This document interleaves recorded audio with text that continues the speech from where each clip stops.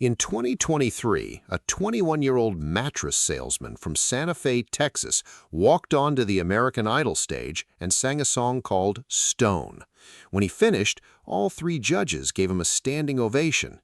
Then Luke Bryan asked why he was there, and what Trey Louis said next made Lionel Richie wipe away tears and left Katy Perry unable to speak.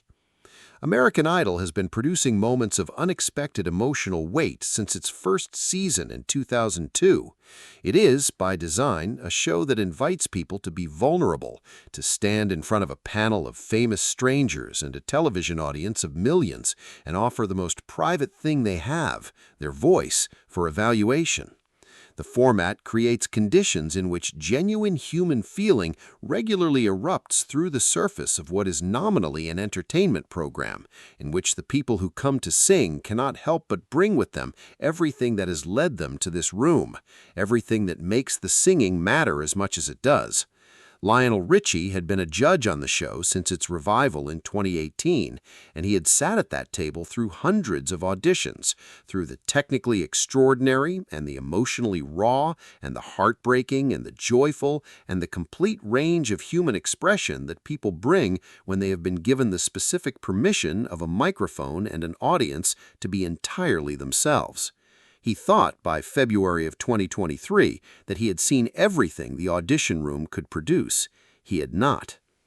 Trey Louis grew up in Santa Fe, Texas, a small city of approximately 13,000 people in Galveston County, southeast of Houston, the kind of place that most of the country had never heard of before May 18, 2018.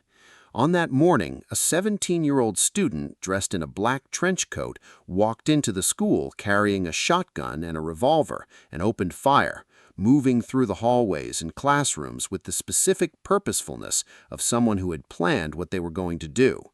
By the time it was over, 8 students and 2 teachers were dead, and 13 more people were injured. It was, at the time, the deadliest school shooting in Texas history, and it joined the growing catalog of American mass shootings that the country had been accumulating for decades, joining Columbine and Virginia Tech and Sandy Hook and Parkland in the specific list of place names that had become, through tragedy, something other than geography. Trey Louis was 16 years old on May 18, 2018. He was in Art Room 1, one of the classrooms in the school's art wing, working on a project when he heard a sound from the room next door. The gunman had entered Art Room 2 first. The sound Trey heard was the beginning of something that would divide his life, as all such sounds divide the lives of the people who hear them into before and after, 2 countries separated by a single moment that cannot be uncrossed once it has been crossed. He hid in a closet at the back of the room. A classmate held the closet door shut from outside, allowing Trey and the others inside to remain concealed while the gunman moved through the space. The classmate who held the door was named Chris Stone. Chris Stone did not make it out of Santa Fe High School that day. In the 5 years between May 2018 and February 2023, Trey Louis had been living with the specific weight that survivors of mass shootings carry. The weight of having been in the room, of having heard what he heard, of having lost the people he lost, of having been saved by a friend who gave his life to save him. He had not been a singer before 2022. He had been, by his own description, a mattress salesman, a young man in Santa Fe, Texas, doing the ordinary work of an ordinary life, carrying his extraordinary history inside him with the private management that most people employ when their inner lives are too large for regular conversation. He had started singing at work, had posted a video online, had gone viral on TikTok when his cover of a Chris Stapleton song received nearly 3 million views. He had discovered, in the specific way that people discover things about themselves that were always there but had not yet been given an occasion, that he had a voice that reached people, that when he sang, something passed between him and the people listening that was more than entertainment and less than explanation, and exactly the thing that music exists to carry. He chose to audition for American Idol. He chose a song called Stone by Whiskey Myers, a song whose title was not a coincidence, not a generic choice of the kind that auditioners sometimes make when they are selecting material that will showcase their range. Stone was for Chris Stone. It was the most specific form of tribute available to him, the selection of a song whose title contained his friend's name, that he would sing in front of millions of people in a room where people were paying attention so that Chris Stone's name would be heard and his sacrifice would be acknowledged in the only language that Trey Louis had fully available to him. He walked onto the American Idol stage on February 26, 2023, in the specific way that people walk onto stages when they have been carrying something heavy for a long time, with a quality of contained purpose, of someone who knows exactly why they are there and is focused on doing what they came to do before the weight becomes something they cannot manage in public. He introduced himself to the judges as Trey from the Fae. He sang Stone. The voice that came out of Trey Louis in that audition room was the voice of someone who had found, through loss, something that most singers spend their careers trying to reach, the specific quality of singing that happens when the song is not a performance but a necessity, when the words are not lyrics but testimony, when the act of opening your mouth and producing sound is not entertainment but the only available form of witness. He sang with the rasp and the weight of someone for whom the song cost something real to produce, and the three people at the judges' table, three professional music industry veterans who had heard tens of thousands of auditions between them, heard it immediately for what it was. They stood, all three of them simultaneously, without coordination, the specific standing ovation that happens when a room full of people has received something they did not anticipate and are responding with their bodies before their minds have fully processed what they have witnessed. Luke Bryan told Trey he had the perfect voice and compared him to Chris Stapleton. Katy Perry told him he had moved her. Lionel Richie sat at the table and looked at the young man from Santa Fe, Texas, and felt the specific feeling that he had described many times in many different contexts, the feeling of a voice reaching something in him that he had not known was available to be reached. Then Luke Bryan asked the question, "Why are you here?" It was the standard follow-up question of the American Idol format, the invitation to the contestant to explain themselves beyond the audition, to share whatever story had brought them to this room and this moment. It was a question that was asked of every contestant, and it was asked with genuine curiosity rather than formality, because the answers were almost always interesting and sometimes were something more than interesting. Luke Bryan asked it with the warmth of someone who had just been genuinely moved by what he had heard and was curious about the person who had produced it. Trey Louis took a breath, and then he told them. He said he was from Santa Fe, Texas. He said that in May 2018, a gunman had walked into his school.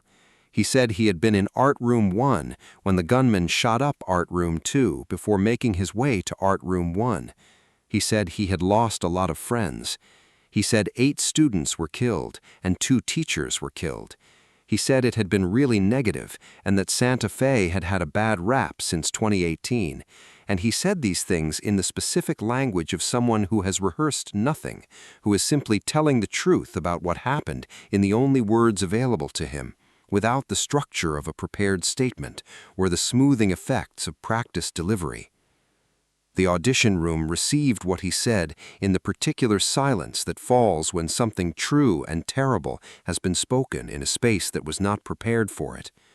Lionel Richie sat at the table and felt the thing move through him that he had not been able to prevent or manage, the tears that came not from sentiment but from the specific accumulated weight of knowing, as someone who had spent his career believing in the power of music to connect people and carry the things that ordinary language cannot carry, what it meant that this young man had chosen to bring his grief to a microphone, that he had taken the worst thing that had happened to him and turned it into the reason he was standing in this room, that the song called Stone had been written for the friend who had held the closet door.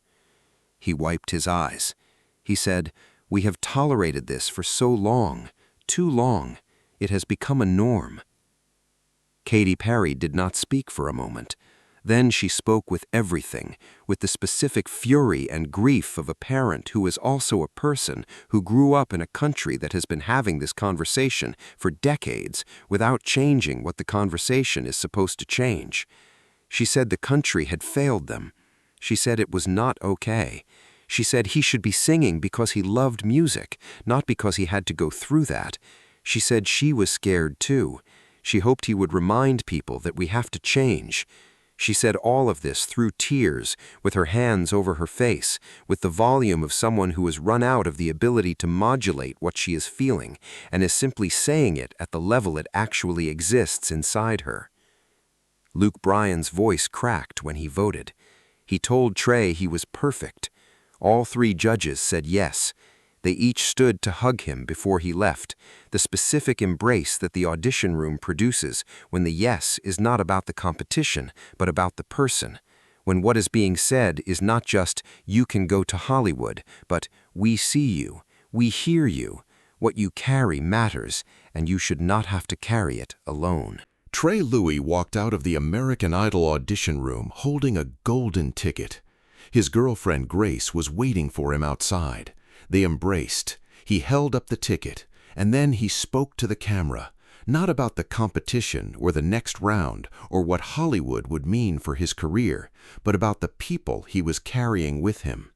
He said it was important for him to share his story from his hometown. He said it was for Parkland and for Columbine and for Las Vegas and for so many others. He said, "For myself, for my school, for you." Lionel Richie had sat at the American Idol judges table for 5 seasons by February of 2023. He had heard remarkable voices and witnessed remarkable moments and delivered the specific form of judgment that the show requires with the warmth that he had always brought to the evaluation of young talent. The warmth of someone who understood from his own history what it meant to be standing in front of people who were deciding whether you were good enough, and who had always believed that what young performers needed more than criticism was a hug. He had said as much in interviews. He had demonstrated it repeatedly at the judges' table, in the specific way he moved toward contestants who were struggling, in the quality of attention he gave to people who had come with more than a voice. He had not expected Trey Louis. He had not expected Stone. He had not expected to be sitting at a judge's table in 2023 and hearing a 21-year-old mattress salesman from Santa Fe, Texas, explain that the song he had chosen was named for his friend who had died holding a closet door so that Trey could survive. He had not expected that the audition room of a television competition would become, for 4 minutes on a February evening, a space in which the accumulated grief and rage and sorrow of a country that had been losing children to gun violence for decades would find one voice to speak for all the voices that had been silenced. But music has always done this, has always been the form that arrives when ordinary language has been exhausted by the size of what it is being asked to carry. It was true when Lionel Richie sat at his grandmother's piano in Tuskegee and found that he could produce melodies he did not know how to explain. It was true when he wrote 3 Times a Lady after hearing his father toast his mother at a family dinner. It was true when the greatest night in pop produced a song that raised $60 million for people the singers had never met. And it was true in an American Idol audition room in February of 2023, when a 21-year-old survivor stood in front of a microphone and sang for the friend he had lost and the country that had failed them both, and the man at the judges' table wiped his eyes and said the thing that needed to be said. "We have tolerated this for too long. It has become a norm." If this story moved you, make sure to subscribe and hit the like button. Share this with someone who needs to hear Trey's story, because some songs are not about music, they are about survival. And some auditions are not about competition, they are about witness.